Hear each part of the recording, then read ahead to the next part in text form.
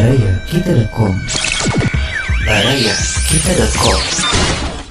Selamat siang, Assalamualaikum warahmatullahi wabarakatuh. Waalaikumsalam warahmatullahi wabarakatuh. Barayakita.com berjumpa kembali dengan podcast kita kali ini. Saya Andreas Medi akan menghadirkan perbincangan di kesempatan hari ini bersama narasumber kita tentang keselamatan dan kesehatan kerja. Oke, mudah-mudahan informasi yang akan kami sampaikan selalu memberikan berita yang positif dan inspiratif untuk Anda semua. Oke, kesempatan kali ini alhamdulillah kita dengan narasumber yang luar biasa. Ada Bapak Insinyur Didi Sugandi BCM. Beliau adalah praktisi dan konsultan serta trainer K3 atau keselamatan dan kesehatan kerja. Kita langsung sapa beliau ya. Assalamualaikum Pak Didi. Waalaikumsalam warahmatullahi wabarakatuh, Mbak Medi. Kumaha damang Bapak? Alhamdulillah. Sami Mbak Medi sehat oke? Alhamdulillah sehat semua Pak, kita dengan semua tim kami di kesempatan hari ini. Juga assalamualaikum untuk fans atau para pendengar Baraya.com ya. Barayakita.com. Barayakita.com ya. Betul ya. Ya, jadi alhamdulillah semoga para pendengar atau fans daripada Barayakita.com juga dalam keadaan sehat walafiat. Amin ya rabbal Insyaallah amin ya Allah ya rabbal alamin. Dan perbincangan kita tentunya disupport oleh rekanan kami Baraya, yaitu ada CV Arkis Desain Interior dan PT Jabar Maya Internet Solution untuk Anda. Baik, kita akan ngobrol-ngobrol soal kesehatan dan kesamaran kerja ya Pak ya, atau disebut dengan K3. K3 ya. Dan Bapak Insinyur Didi Sugandi BCM ini adalah pakarnya di bidang itu Baraya.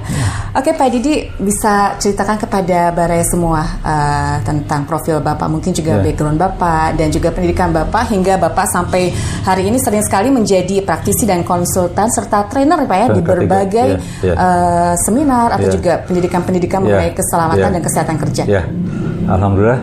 Sebelumnya saya mohon maaf ke Mbak Medi bahwa saya paling alergi menggunakan istilah pakar. Kenapa Pak? Saya sampai sekarang belum merasa ahli. Saya sendiri terus belajar ya. Jadi alhamdulillah apa yang akan saya sampaikan ini bukan untuk menggurui para fans atau pendengar Barayakita.com, tapi ini untuk mengingatkan kembali betapa pentingnya K3, keselamatan dan kesehatan kerja. Ya, K3. Jadi di sini saya hanya sifatnya mengingatkan kembali ya supaya kita lebih aware, lebih memperhatikan bahwa faktor keselamatan dan kesehatan itu sangat-sangat penting sekali. Betul. Dan jangan lupa tadi ada kata-kata kerja, sebetulnya yang paling umum adalah keselamatan itu safety, kesehatan adalah health. Jadi kalau tentang kerja itu disebut occupational health and safety. Jadi kalau boleh saya, ini buku panduan saya. Iya Pak. Ya, itu adalah occupational health and safety. Jadi ini kesehatan dan keselamatan yang ada hubungan dengan kerja. Jadi jangan lupa juga bahwa keselamatan dan kesehatan juga itu juga sangat penting di luar pekerjaan, yang dikenal dengan safety at home. Jadi at home kan rumah ya. Kalau sekarang kan lagi pandemi COVID-19, work at home atau work from home ya. Jadi jangan lupa, jadi saya atau di dalam pengalaman saya K3 itu dibagi dua, safety itu dibagi dua. Jadi ada on the job safety, keselamatan dan kesehatan kerja keselamatan kesehatan dalam pekerjaan. Ada off the job safety, keselamatan dan kesehatan di luar jam kerja. Bisa di rumah, bisa di jalan waktu kita piknik, waktu kita mancing, dan lain sebagainya. Yang penting tidak ada kaitan dengan pekerjaan di kantor atau di pabrik. Oke. Nah, jadi tadi apa Mbak Medi? Saya lupa. Iya, kita pengen tahu nih background Bapak nih hingga Bapak sampai sering sekali dipanggil untuk menjadi praktisi ya Pak ya, dan juga konsultan serta trainer. Alhamdulillah nih saya bersyukur kepada Allah ya. Jadi pengalaman saya lebih kurang, saya mulai kerja tahun 70 ya, 1970. Itu pensiun lebih kurang 2013 ya. Jadi 43 tahun saya bekerja di industri, terutama industri minyak dan gas bumi ya. Jadi kalau boleh saya cerita, Saya 1970 sampai 81, jadi lebih kurang 11 tahun setengah. Saya kerja di PT Stanvac Indonesia, perusahaan minyak dan gas bumi yang dari Amerika Serikat, ya, USA, Amerika Serikat. PT Stanvac Indonesia di Sumatera Selatan. Saya kerja di bagian produksi.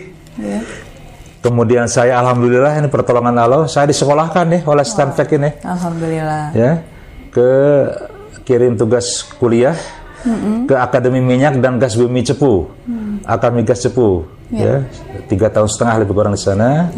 Saya kembali ke Stanvac, akhirnya saya dipindahkan ke bagian safety, ya, jadi saya terima bagian safety. Kemudian karena perkembangan saya tahun 81 akhir pindah lagi ke perusahaan minyak dan gas bumi di Kalimantan Timur. Kalimantan Timur jauh ya Pak ya? Jauh tuh. Itu punya Amerika juga, Hapco Indonesia. Yang kemudian berubah menjadi Vico. Nah, seperti apa? Oh, ini Pak Vico, ya, Vico, ya, Vico. Ya, di sana saya lebih kurang 16 tahun. 81 sampai 97 juga ke bagian produksi. Produksinya Pak ya? Produksi. Dan alhamdulillah pertolongan Allah ya. Subhanallah nih. Saya disekolahkan lagi oleh Hapco Vico Indonesia ini ke Fakultas Teknik Perminyakan UPN Veteran Yogyakarta. Jogja Pak ya? Ya, Fakultas Teknik Perminyakan untuk S1-nya. Kalau tadi Akademi Gas Cepu itu sarjana mudanya, Sarmud, BCM, Bakalaureat Minyak, BCM. Kemudian oleh manajemen Hapco Vico saya dikirim kembali tugas kuliah ke UPN Veteran Yogyakarta. Ke Fakultas Teknik Perminyakan itu 81 sampai dari tahun 86 sampai 90. Jadi 2 pendidikan Bapak ini semuanya beasiswa Pak ya? Beasiswa ya, jadi dibiayai oleh kantor, oleh perusahaan ya. Apa rahasianya nanti mungkin dalam sesi lain. Bagaimana supaya kita itu disenangi oleh perusahaan. Dan mendapatkan pendidikan Pak ya? Pendidikan, promosi dan segala macam itu nanti khusus itu. Ya. Nah, dari Hapco Vico ada program pensiun dini, pensiun dipercepat, saya ikut program itu. Akhirnya saya setelah tahun 97 ikut program pensiun dipercepat sukarela, PDS. Saya pindah karena saya tinggal di Bandung, keluarga, pindah ke Garut. Ke Garut. Perusahaan panas bumi. Jadi memang Bapak ngambil program pensiun dini itu. Pensiun dini. Dan akhirnya pindah dapat, saya ini sebelum putuskan itu. Dan itu jangan lupa, kita dalam hidup ini selalu konsultasi, diskusi dengan istri. Pilihan-pilihan kenapa harus mengambil dengan istri kita diskusi, ini ada ini mah. Ada program pensiun dipercepat, pensiun dini. Udah ambil saja Pak. Setelah kita bukan saya ria tuh, sholat tahajud, sholat istikharah ya, itu perlu. Udah ambil saja Pak. Nah, biasanya orang sulit Pak mengambil keputusan pensiun ini, nanti kita gimana dong ke depannya gitu kan. Belum tentu kita terjamin kehidupannya itu. Kenapa Bapak sampai berani mengambil keputusan? Disinilah akan kelihatan ya, ini saya bukan ria, bukan sombong, bukan ujub. Kalau seseorang yang itu istilahnya apa, yakin akan kemampuan dirinya sendiri, saya mampu bekerja dimanapun, itu langsung akan ambil cepat keputusan apa untuk pensiun dini. Tapi kalau orang ragu, aduh, kalau saya ambil pensiun dini, takut, saya nanti kerja di mana? Nah, itu. Tapi ini juga jangan lupa itu adalah semuanya pertolongan Allah SWT. Jadi kita juga harus ini Pak ya, memohon pada Allah untuk ambil. Jadi kalau istilah bahasa Inggrisnya itu kalau kita confident, kita yakin kita bisa kerja dimanapun, saya langsung ambil. Dan juga saya perhitungan juga kira-kira perusahaan mana yang akan bisa yang bisa menerima saya. Akhirnya saya mencari dapat yang di Garut, perusahaan geotermal panas bumi Karaha Bodas Company atau KBC. Ya. Nah, setelah itu karena moneter tahun 98, krisis moneter ya. Pas Krismon Pak ya. Krisis moneter. Akhirnya perusahaan itu Karaha Bodas Company di stop oleh pemerintah. Kami di PHK.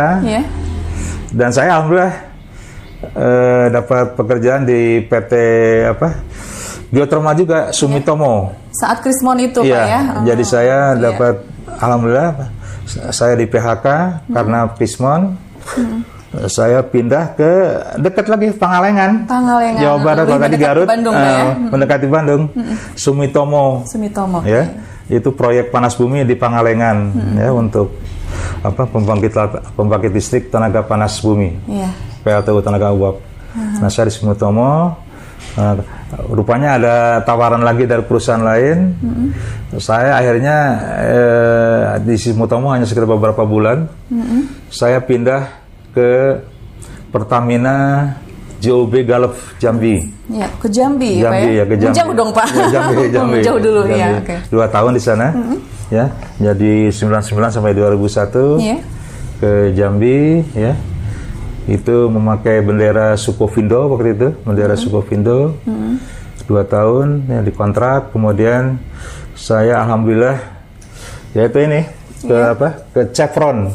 Oh, ke Chevron. Nah, jadi saya sekitar lebih kurang 10 tahun di Chevron. Situ, Pak, ya? 10 tahun, Pak ya? Iya, memakai bendera Surveyor Indonesia. Jadi waktu saat itu ada peraturan dari pemerintah bahwa setiap pensiunan perusahaan minyak boleh kerja lagi di perusahaan minyak, tetapi tidak bisa menjadi pegawai tetap. Harus memakai pihak ketiga. Nah, kalau tadi waktu yang di Jambi 2 tahun di GOB Pertamina Gulf Resources Jambi, itu memakai bendera PT Surveyor Indonesia dan PT PGE, ya.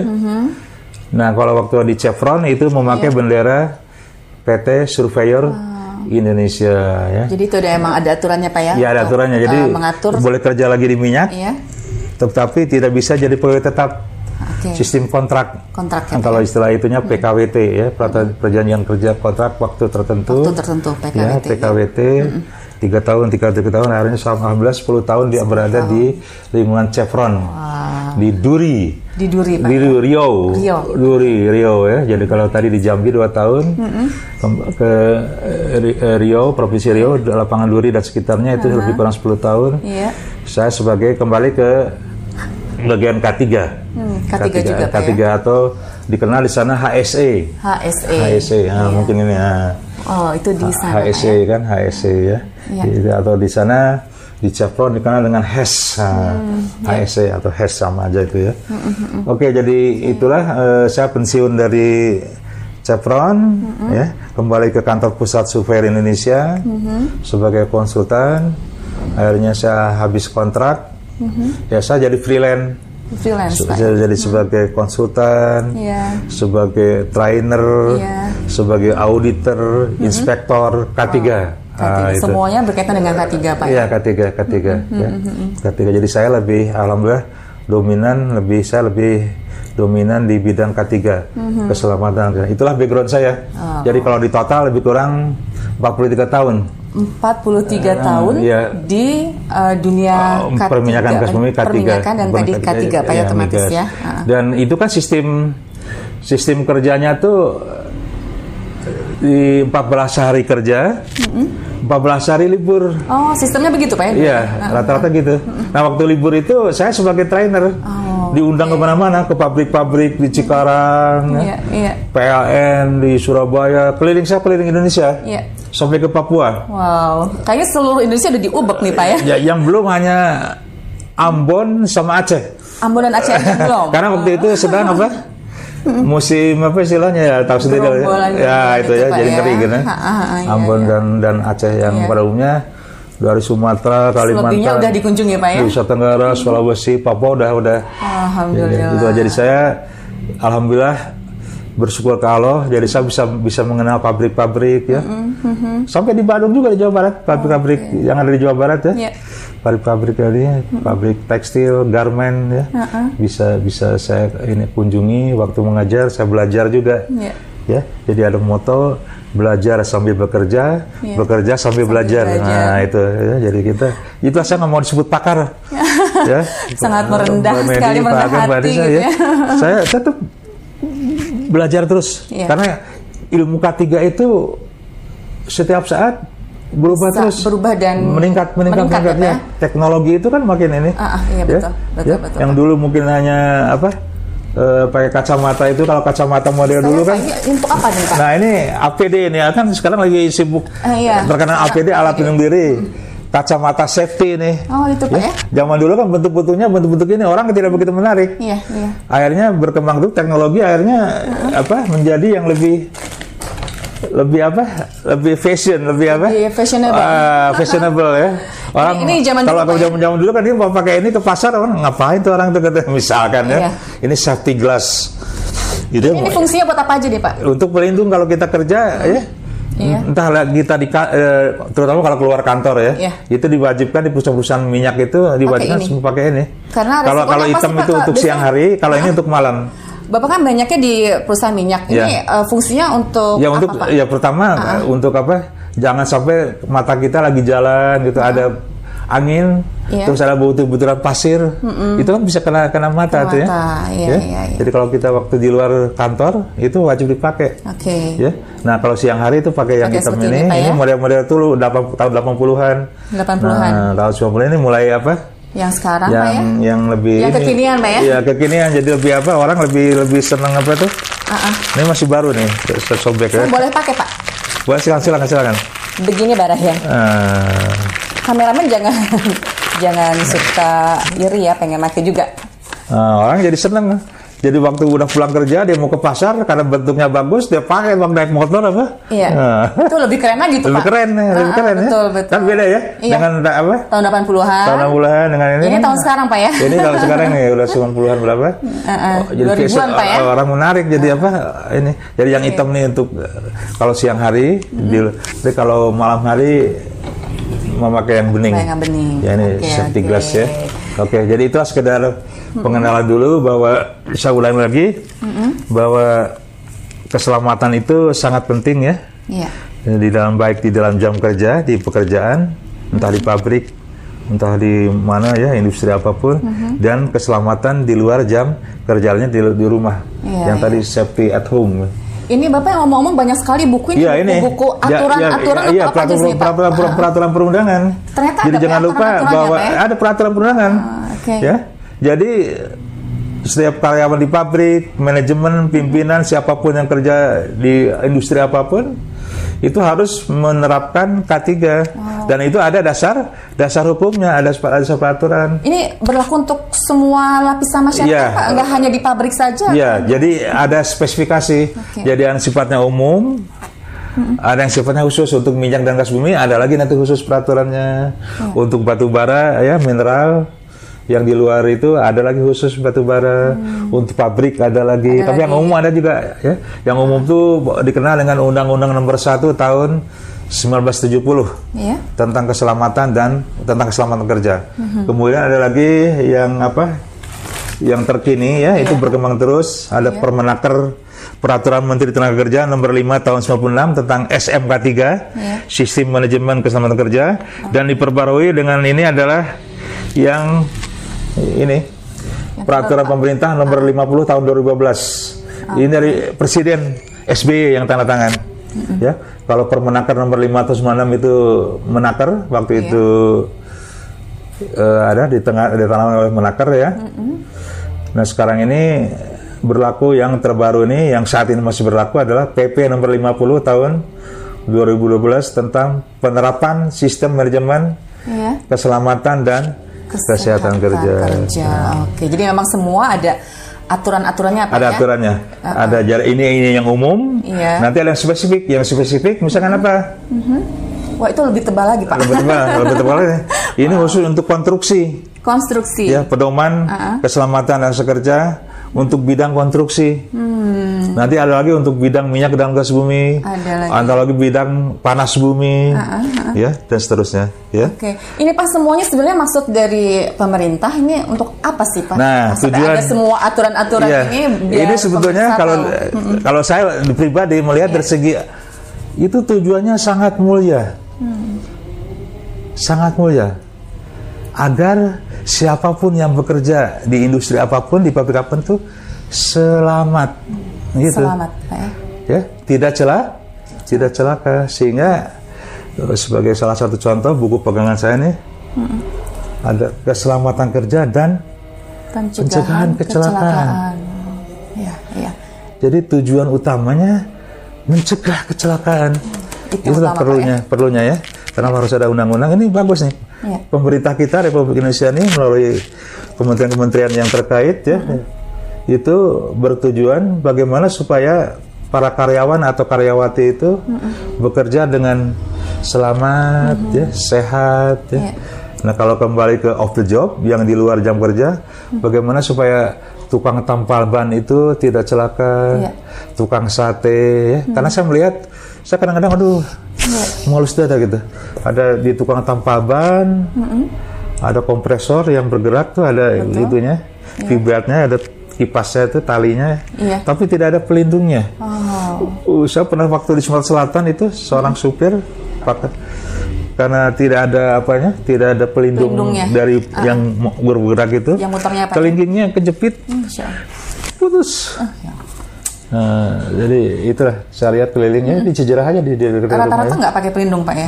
Iya, ada yang tidak mengerti. Akhirnya saya sambil ini pakailah pelindung supaya tangan kita tidak masuk yang sedang lagi berputar itu kan, itu kompresor angin. Terus di tukang sate, tukang goreng sate ayam, itu panggangannya. Ini jalan tapi ini panggangannya. Coba itu kan lalu lintas padat ya Pak orang. Kalau anak-anak tidak ngerti, nanti mungkin waktu orang tukang sehatnya gini, mungkin si anak ngerti, megang bakaran sehat tuh, waduh bisa panas. Iya. Saya pernah lihat di beberapa pesta pernikahan, resepsi, ada yang untuk jupa-jupa itu ya. Oh ya, itu kan panas tuh. Panas sekali Pak, itu opennya Pak. Itu hanya sekat aja seng atau apa, tapi tidak dikasih pelindung, itu nanti seng kan panas tuh. Kalau terpegang coba undangan-undangan itu kan bawa anak-anak. Kalau anak-anak kan suka iseng Pak ya, tangannya magang apa aja Pak. Saya langsung kasih tahu kepada ininya, mandornya supaya ini dikasih pelindung pembatas supaya orang tidak nggak langsung megang. Ya, itu banyak, itu off the job tuh, sangat. Contoh di rumah nih off the job nih. Apalagi nih Pak? Nah ini Pak, ini kadang-kadang ini orang salah sebut obat nyamuk. Kok nyamuk diobati ya, makin sehat ya, Pak Ageng, Pak Andri ya. Tambah gemuk nanti. Tambah gemuk. Jadi sini anti nyamuk. Nah ini juga off the job nih. Jadi ini kan barang berbahaya nih. Kalau anak kecil kan nggak tahu. Kita jangan taruh di sini. Jangan di mana? Yang bisa dijangkau oleh anak. Taruh tempat yang tinggi. Nah, lemari di mana gitu. Atas lemari pengen tidak terjangkau. Supaya anak kecil tidak bisa. Nanti kan mereka main perang-perangan tuh. Iya, asal semprot Pak. Main semprot. Aduh. Biasa Nana suka Pak, ini ada semprotan gitu, pasti buat mainan Ini. Jadi on the job di dalam jam kerja, off the job di luar jam kerja, sangat utama, sangat penting. Keselamatan dan kesehatan itu jadi sebagai introduksi, jadi jadi sangat luas ya. Dan ini sampai sekarang itu terutama di dunia perminyakan ya, bahwa K3 itu sangat penting. Sangat penting Pak, utama. Dan itu ada kaitan dengan gaji. Oh, dengan gaji juga Pak? Iya, dengan gaji. Kalau siapa yang K3-nya bagus, disiplin, itu nanti dapat hadiah. Oh, dapat reward Pak? Reward, dapat bonus. Ya, kami ngalami itu waktu di lapangan ya. Jadi siapa yang K3-nya bagus, disiplin, itu dari perusahaan dikasih, ditambahkan ada penghargaan ya, berbawa dan sebagainya. Oke. Ya, jadi itu sebagai pengenalan dulu. Jadi jangan lupa bahwa pemerintah punya undang-undang, peraturannya, ini harus dilaksanakan oleh siapapun perusahaan, ya. Kemudian setiap perusahaan punya panduan. Betul. Ini harus punya berarti harus punya panduan. Ini kan kalau tadi kan ada tentang ini. Tujuan daripada keselamatan kerja adalah bagaimana supaya jangan terjadi kecelakaan. Jadi kalau bisa kecelakaan itu tidak dicegah. Bisa dicegah ya, mencegah kecelakaan supaya karyawan dan karyawati ini.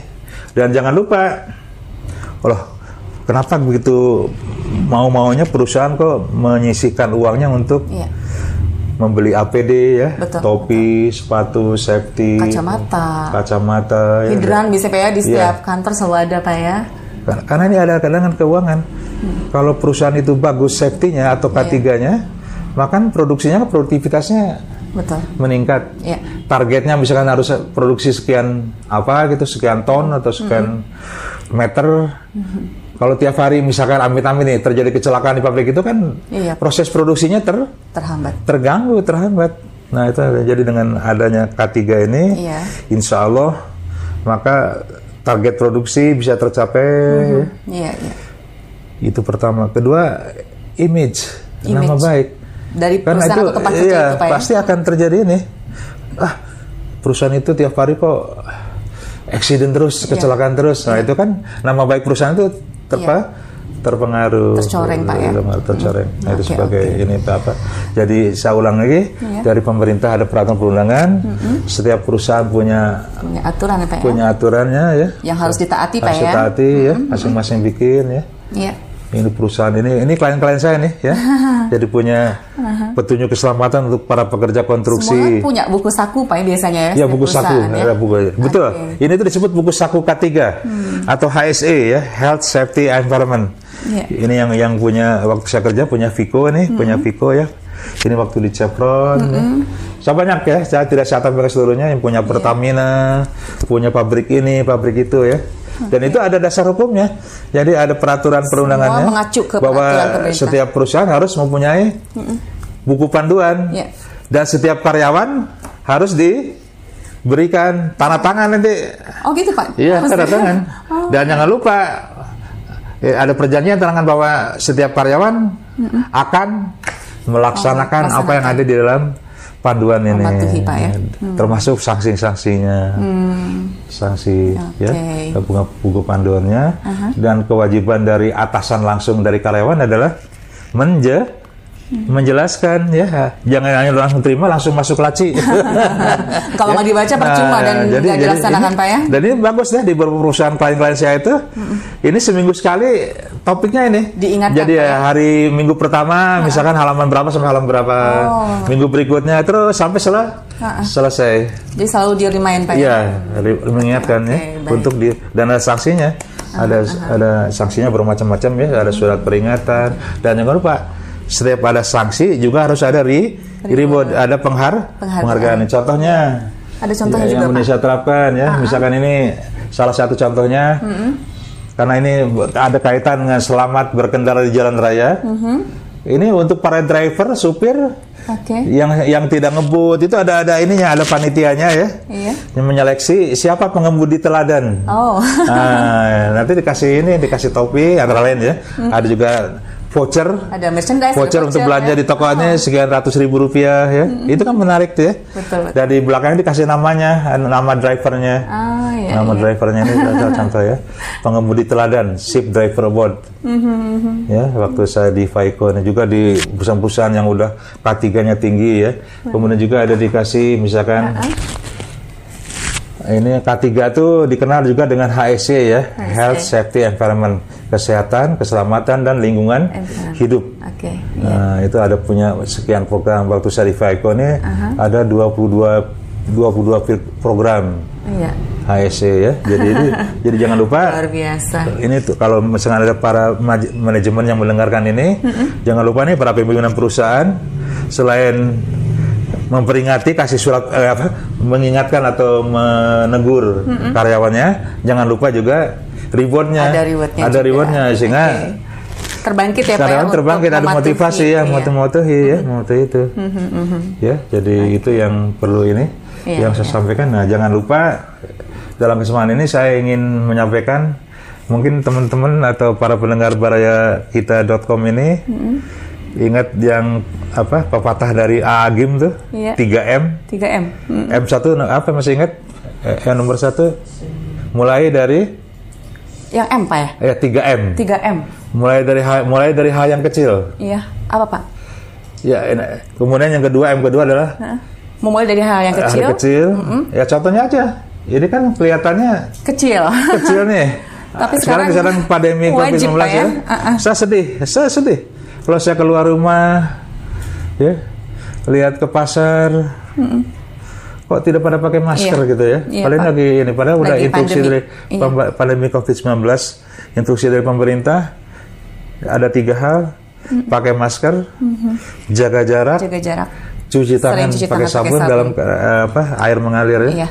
Nah ini hal kecil kan kelihatannya, supaya nggak salah. Ini sangat penting ya.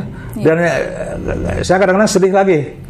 Ada yang masang tapi gini di bawah hidung. Hidungnya ini justru harus hidung sama mulut itu harus tertutup. Iya. Ya, mulut sama hidung itu harus tertutup. Iya. Nah, itu cara yang benar. Ini hal yang kecil kan? Ya, hal kecil. Dan mulai dari saat ini, betul. Ya, harus kalau kita keluar ya, ikuti instruksi pemerintah. Ya, saya sangat sedih, Pak Medi ya, Pak Andri, Pak Ageng juga nih. kalau masker ini nggak dianggap sepele, justru ini utama. Yang utama justru Pak ya. Iya, betul. Mohon maaf nih kalau kita sholat ke masjid berjamaah, ke pasar kan ke tempat-tempat yang ketemu orang ya. Betul. Ke jalan kemana, mau beli apa ke warung. Nah, ke warung-warung saya kadang-kadang bawa ini. Iya. Ya, lihat kalau yang pembeli yang lain tidak pakai, saya suruh ini jaga jarak dulu 2 meter. Betul. Dari mulai yang kecil, mulai saat ini. Dan mulai dari apa? Yang paling penting, ini ketiga sangat penting. Dari diri sendiri dulu, jangan nyuruh orang lain pakai masker, tapi diri sendiri tidak pakai masker. Iya. Ya, nah, jadi ini dari salah satu klien, mohon maaf ini masih dalam bahasa Inggris. Mungkin kesorot nanti ya. Apa itu Pak? Safety start with me. Oke. Safety itu ketiga ya. Ketiga mulai dari saya sendiri, dari diri kita sendiri, dari diri kita dulu. Ya. Wah, inilah mulai dari diri sendiri. Jadi mohon maaf nih kepada para pimpinan atau pengawas, supervisor. Jadi menyuruh anak buahnya pakai topi safety atau kacamata safety. Ya. Tapi dia sendiri tidak memakai. Contoh jadi harus pakai suri tauladan. Ya. Jadi harus dari diri sendiri dulu memberi contoh. Suri tauladan. Kalau di Chevron itu dikenal dengan role model. Jadi role model, ya, jadi role model ya. Jadi pimpinan itu harus memberi contoh. Iya. Nah, kalau udah pimpinannya sendiri memakai sepatu safety, topi safety, kacamata safety, insya Allah anak-anak buahnya, karyawannya akan mengikuti patuh. Tapi kalau ini pengalaman saya di lapangan. Iya Pak. Ternyata banyak ya Pak. Iya. Kontradiksi ya Pak ya. Jadi jangan lupa di peraturan perundangan di pemerintah ada, panduan dari setiap perusahaan punya. Ya. Kemudian jangan lupa reward and punishment. Jadi reward itu penghargaan, punishment adalah hukuman ya. Kemudian juga ingat 3M deh.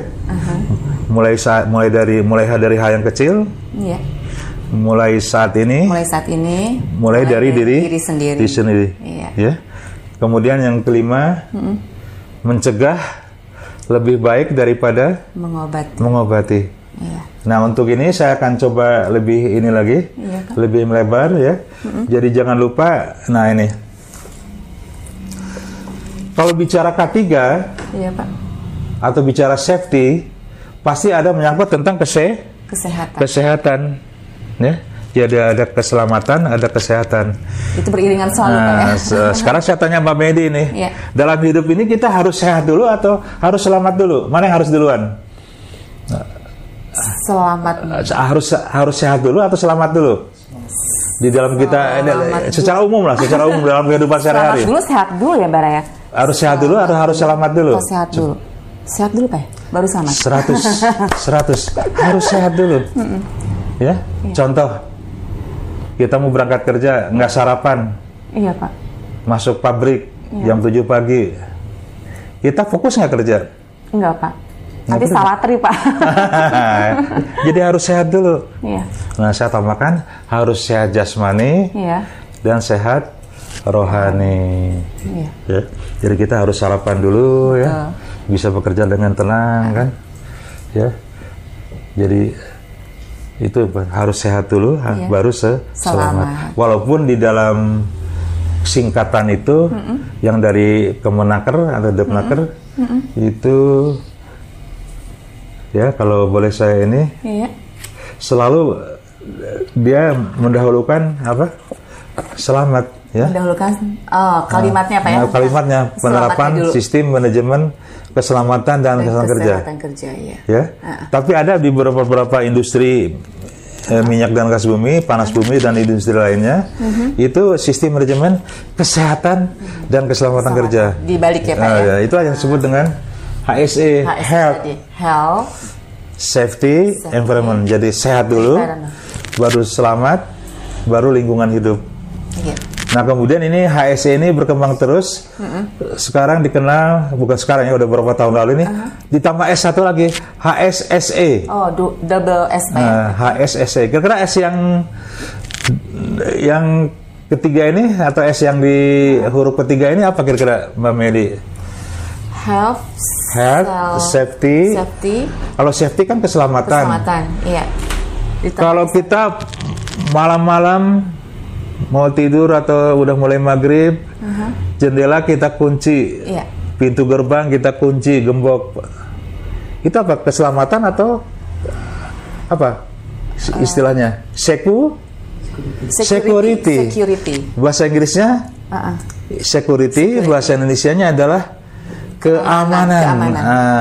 Jadi di beberapa perusahaan, contohnya Pertamina itu memakai HSSE, jadi tambah Health, Safety, Security and Environment, lingkungan hidup. Ya, jadi kalau safety, keselamatan untuk badannya, diri sendiri. Kalau security untuk keamanan lingkungannya. Tidak ada pencuri tidak ada pencuri masuk. Itu HSSE, jadi security. Jadi tambah Pak ya? Iya, sama aja. Jadi berkembang terus. Ditambah dengan kualitas. Quality, HSSE, ya gitu. Jadi berkembang terus ya. Jadi ini sebagai contoh, ada namanya higiene perusahaan. Higiene ini tentang kebersihan. Ya, kesehatan ya. Kalau misalkan sebagai contoh bagi para petugas yang kerja di dapur, itu ada persyaratan. Kalau tukang-tukang masak, yang di restoran, itu apa? Harus pakai apa tuh? Pakai topi ini, tutup ini supaya rambutnya tidak jatuh ke makanan. Terus kukunya harus dipotong juga, tidak boleh ini harus pakai sarung tangan. Ini higiene, kebersihan. Ya, jadi saya tegaskan ini sebagai ini aja. Jadi mohon maaf, saya bukan menggurui para fans atau pendengar barayakita.com. Jadi saya hanya mengingatkan kembali salah satu faktor penting di dalam kehidupan sehari-hari adalah keselamatan, kesehatan, keamanan, dan lingkungan hidup. Ya, nah mungkin di sini para pendengar tidak menduga bahwa apa lagi Pak? Tolong baca Mbak Medi, ada yang di bawah merahnya ini. 325 tips keselamatan dan keamanan di rumah tinggal. Nah, 325 di rumah tinggal aja ada 325 item. 325 hal yang harus diperhatikan menyangkut keselamatan dan keamanan, termasuk kesehatan. Contoh, ini sebelum itu ya. Itu pintu gerbang itu sebaiknya harus ada bunyinya. Jadi kalau ada orang menggeser pintu gerbang, kedengaran. Ya.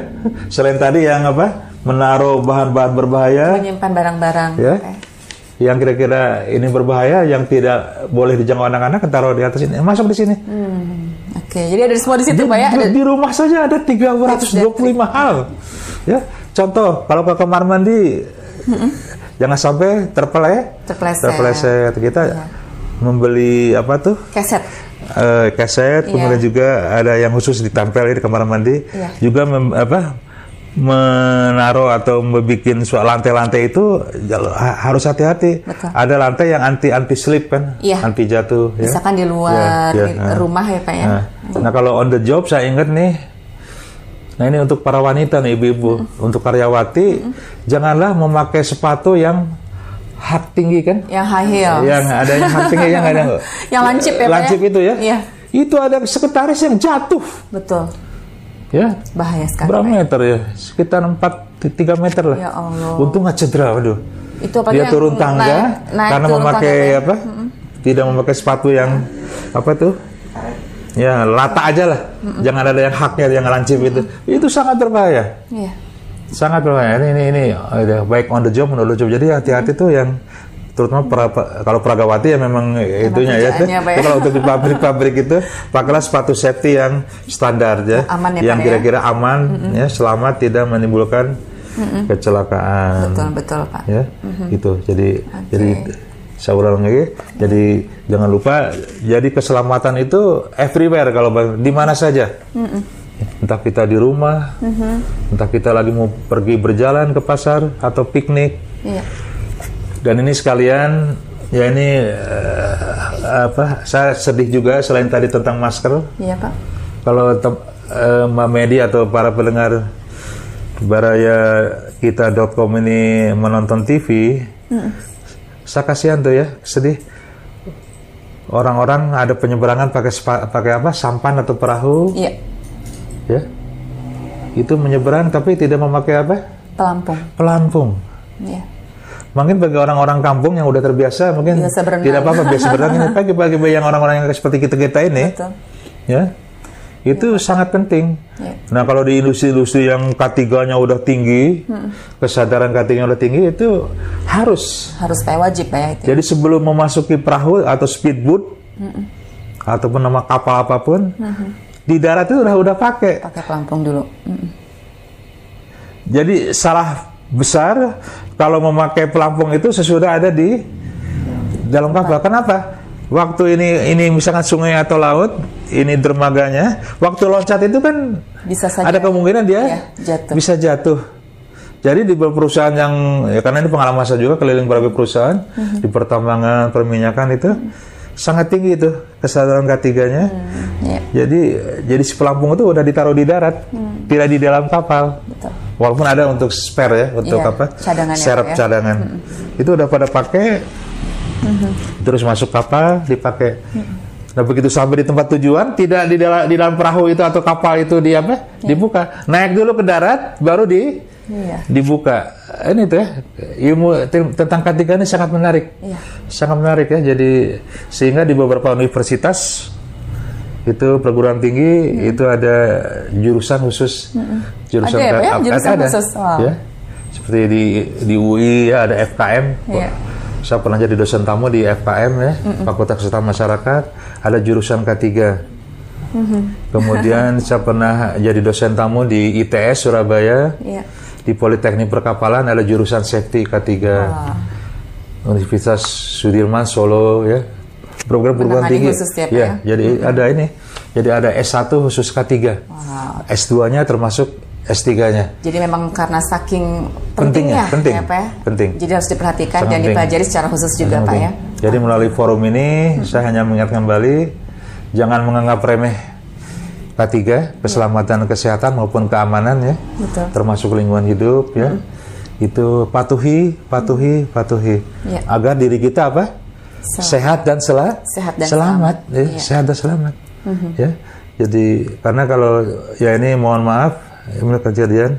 Pak. Kalau si karyawannya amit-amit nih celaka, sedangkan keluarga itu nafkahnya tergantung kepada si suami yang menjadi karyawan. Tulang punggung, Pak ya. Dia jadi celaka, bagaimana pendapatannya nanti ya? Betul. Ya.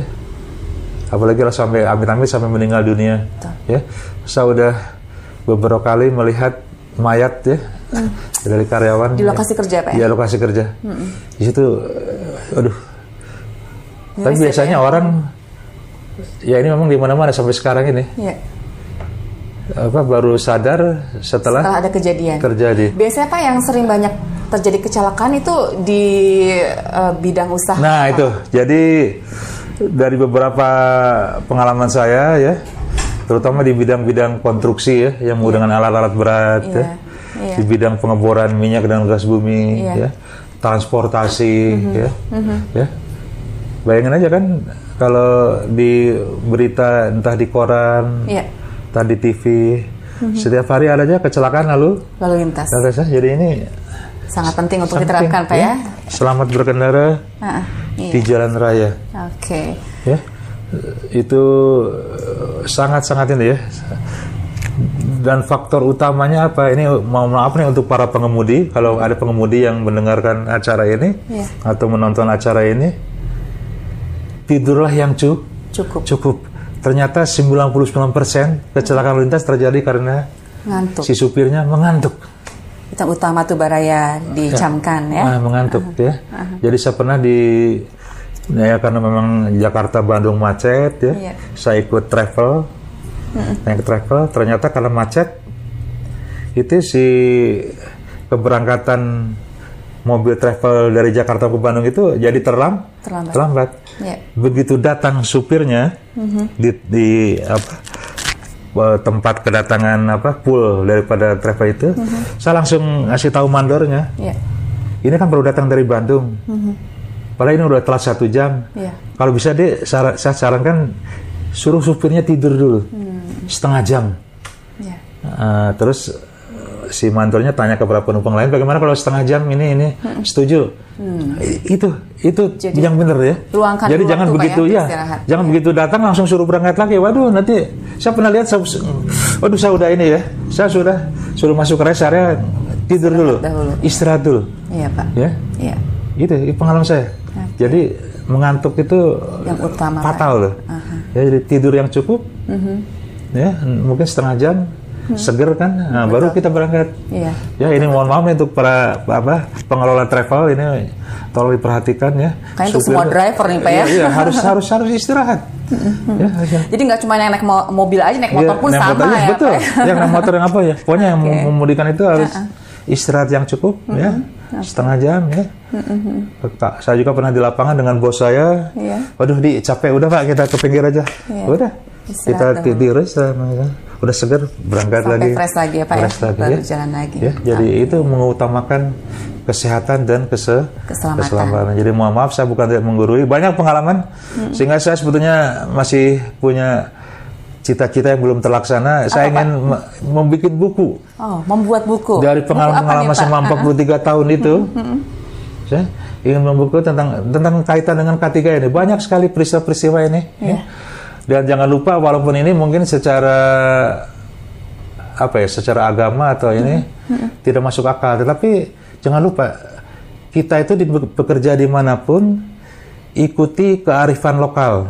Contoh, waktu saya kerja di Garut itu kan lewat gunung turun naik gunung ya. Wilayahnya Pak ya, geografis. Itu masyarakat di situ atau para karyawan ya di situ. Pak Didi kalau lewat bukit itu. Walaupun tidak ada orang, bunyikan klakson. Klakson, merinding sih. Iya banyak Pak di beberapa tempat juga. Seperti itu. Secara naluri, maha Allah aja bagaimana. Tapi kita ikuti aja. Jadi saya selalu kalau malam atau siang lewat tempat itu, saya bunyikan klakson, treng-treng. Jadi menghargai kearifan lokal. Menghargai kearifan lokal. Jadi saran-saran dari masyarakat setempat, penduduk kita patuhi, ikuti. Saya dengan istri saya pernah. Waktu di Sumatera Selatan itu pernah juga Pak? Ya jadi di istri saya pernah ikut ya. Jadi kebetulan saya koordinator musik ya. Iya Pak. Jadi kalau koordinator band itu datang paling awal, pulang paling akhir kan, kalau ngurus barang-barang ya. Akhirnya saya mengantarkan saudara Lukman ke rumahnya, dia gitaris ya, pemain itu kidal, gitaris. Pas mau nanjak sebelum ke perumahan itu, namanya Bernam Pendopo tuh. Iya Pak. Kok saya nyetir kok selip-selip aja, tidak bisa ini. Tidak mulus gitu Pak. Tidak mulus ya. Akhirnya udah, Mas biar saya aja yang ini, gantian. Dia nyetir, akhirnya bisa lolos ya. Oh gitu Pak ya. Ya, banyak pengalaman. Jadi saya punya cita-cita kalau ada, insya Allah kalau ada waktu, saya ingin membukukan tentang K3 ini, bagaimana pengalaman-pengalaman di lapangan. Mudah-mudahan bisa terwujud nih Pak bukunya ya. Dan ini yang paling terakhir nih, kadang-kadang terlupakan. Biasakan kita sebelum melakukan suatu pekerjaan? Berdoa, itu kadang-kadang dilupakan. Ya, berdoa, mohon pertolongan Allah agar pekerjaan ini lancar, atau kegiatan kita ini lancar, selamat, sehat, aman ya. Itu doa. Yang sering dilupakan ya Pak ya. Sehingga saya memakai istilah duit. D-U-I-T. D-nya apa? Doa. U-nya apa? Usaha. I-nya apa kira-kira? Yang ketiga? Ikhtiar. Beda lagi Pak. Ikhlas. Ikhlas. Ikhtiar sama dengan kita usaha. sama dengan upaya. Doa. Ya. Usaha. Ikhlas. Ya. Ada lagi dengan iman. Ya. T-nya apa? T-nya apa Pak ya? Bisa banyak, bisa dengan tekun, teguh, teliti, ya, tertib, ya. Itu secara umum untuk dalam kehidupan sehari-hari memakai prinsip duit. Rumus ya Pak ya? Kita jangan lumusnya. Berdoa, doa, berusaha. Kita kalau doa terus 24 jam di masjid gini kan nggak akan muncul rezeki itu kan. Misalkan ya, berdoa, usaha dengan ikhlas, dengan iman, dengan itikad baik. T-nya banyak nih, bisa teguh, tekun, telaten, teliti, tegar, tertib. Nah, kaitan dengan K3 ya. Setiap kita ada pekerjaan, Dan saya senang sekali, saya pernah mengajar salah satu pabrik obat di Lembang. Saya sangat-sangat, salut ya. Kenapa Pak? Makan siang itu kumpul semua. Presiden direkturnya, para direktur, semua karyawan di meja masing-masing udah sediakan itu. Apa instruksi presiden direkturnya? Apa Pak? Berdoa dulu. Ada yang mimpin doa. Rutin Pak ya? Iya. Rutin setiap hari. Setiap hari. Saya sangat, ini yang betul. Tidak membedakan mana pimpinan, mana karyawan biasa. Satu meja, menunya sama. Wow. Nggak ada bedanya Pak ya? Nggak ada antara bedanya. Pimpinan dengan bawahannya? Nggak ada beda semua. Zaman-zaman dulu, zaman-zaman dari tahun 70 saya kerja, wah itu ada beda. Topi aja bisa beda. Kalau topi pimpinan warnanya oranye. Topi bawahan, krocok-krocok, kuli biru atau hijau. Ya. Baju kerja juga beda. Ada kasta. Tapi itu berkembang terus. Tempat makan beda. Ini untuk para manajer, pimpinan, ruang makannya sana pakai AC, ada es krim segala macam. Yang karyawan biasa, wah nggak pakai AC, harudang, ya panas. Menunya beda. Tapi itu lama-lama berubah akhirnya satu tempat. Topi semua sama, baju kerja semua seragam sama, tidak ada perbedaan. Menu makanan sama.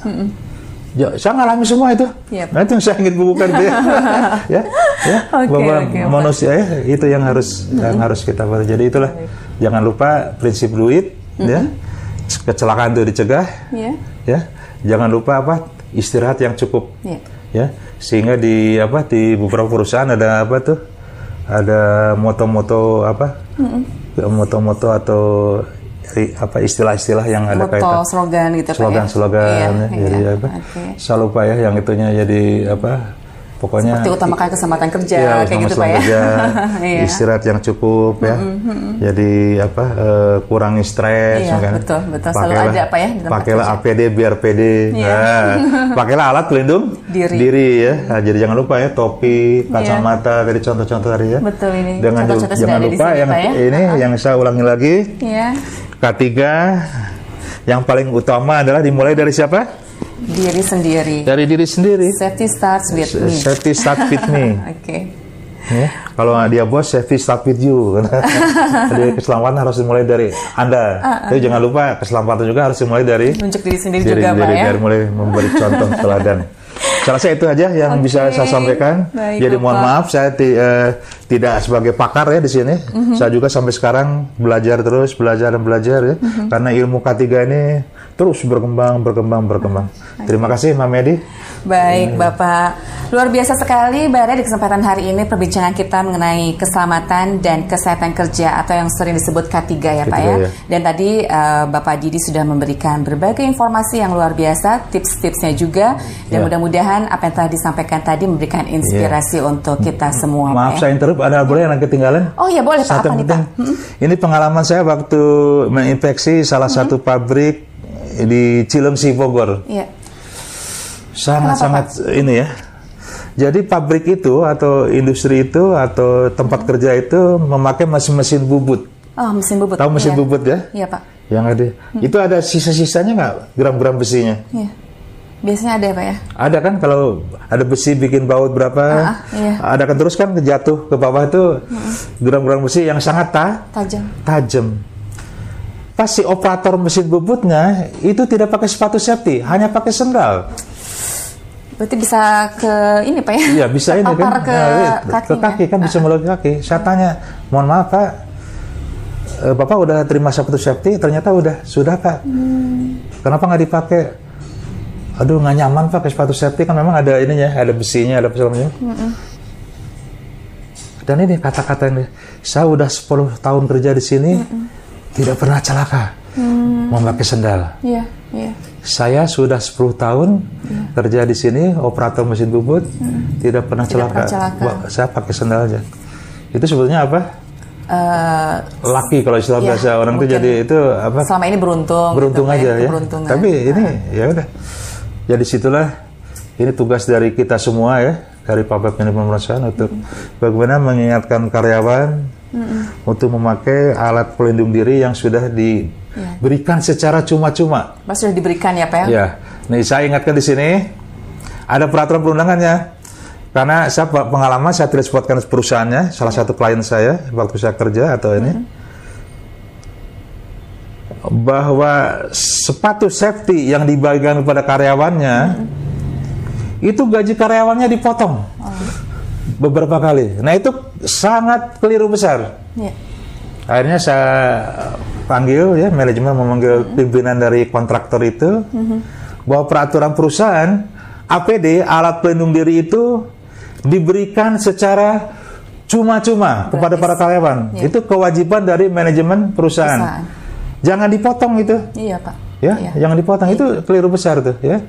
Dan sudah dipotong ya karena merasa sepatu safety-nya bagus. Itu si karyawan tuh enggan memakainya. Aduh, lebar ya kalau bahasa Sunda, sayang kan kalau dipakai ya. Sebenarnya itu untuk alat pelindung diri kita. Betul. Kan sepatu safety-nya ada supaya jari kaki kita itu tidak aman ya, ada besinya, ada tunya itu, ada besinya. Jadi saya ingin tegaskan, saya kembali kepada para pimpinan perusahaan bahwa APD itu diberikan secara cuma-cuma oleh manajemen perusahaan kepada karyawan, tidak dipotong gaji. Ya, jadi itulah hak daripada karyawan, dan itu ada, saya lupa peraturan pasalnya berapa. Jadi itu sangat penting sekali, ya. Nah itulah. Tapi jangan lupa kepada para karyawan yang sudah menerima APD tersebut, kewajiban memakai. Entah, kalau enggak nanti bisa kena pajak juga, Pak ya. Entah topi safety-nya, kacamata safety-nya, sarung tangannya, sepatu safety, ya itu harus wajib. Ada yang pakai rompi, pakai jaket, ya, pakai rompi, betul, rompi, pelampung, ya, pelampung. Ya itu kalau itu saya menyeberang itu, kalau pakai kapal laut, pakai speedboat itu wajib pakai ini. Iya, Pak. Ya. Oke, ya, Pak. Oke, itu aja yang ini perlu ini. Jadi mohon maaf sekali lagi saya tidak menggurui ya. Jadi hanya mengingatkan kembali untuk untuk Bapak Ibu, untuk para pendengar lah, kesehatan keselamatannya bisa terjamin, terjaga ya. Terima kasih. Baik, Mbak Raya, luar biasa yang tadi disampaikan oleh Pak Didi. Mudah-mudahan menginspirasi kita semua ya, Pak ya. Dan insya Allah mulai diterapkan ya. Dan itu termasuk amal ibadah loh. Oh iya, Pak ya. Betul. Juga, mengingatkan orang lain agar tidak celaka itu dapat pahala. Itu paling utama tuh. Kita memberikan APD ya, jadi manajemen perusahaan yang memberikan APD kepada karyawan itu termasuk ibadah loh. Betul. Supaya karyawannya tidak celaka. Iya, Pak. Ya, gratis. Ya, saya ulangi, gratis, cuma-cuma. Terima kasih, Mbak Medi. Baik, demikian Mbak Raya obrolan kita yang luar biasa di kesempatan hari ini. Mudah-mudahan menginspirasi Anda semua. Untuk Pak Didi, terima kasih atas waktunya dan ilmunya. Nanti ditunggu bukunya, Pak. Mudah-mudahan segera terwujud ya. Kalau udah terwujud nanti kabari kita, kita harus baca itu buku. Kalau misalnya Bapak udah sampai menciptakan dan nanti diterbitkan, Pak ya. Begitu, Pak ya. Iya, nah insya Allah. Baik, Mbak Raya, kita akhiri pembincangan kita di kesempatan hari ini. Sukses selalu untuk Pak Didi dan keluarga. Sehat selalu dan banyak rezekinya, Pak ya. Amin. Baik, Mbak Raya, demikian perbincangan kita bersama Bapak Insinyur Didi Sugandi BCM. Beliau adalah praktisi, konsultan dan trainer K3 keselamatan dan kesehatan kerja. Terima kasih atas perhatian Anda. Saya Andreas Medi pamit. Selamat siang dan wassalamualaikum warahmatullahi wabarakatuh. Waalaikumsalam warahmatullahi wabarakatuh. Alhamdulillah. Barayakita.com.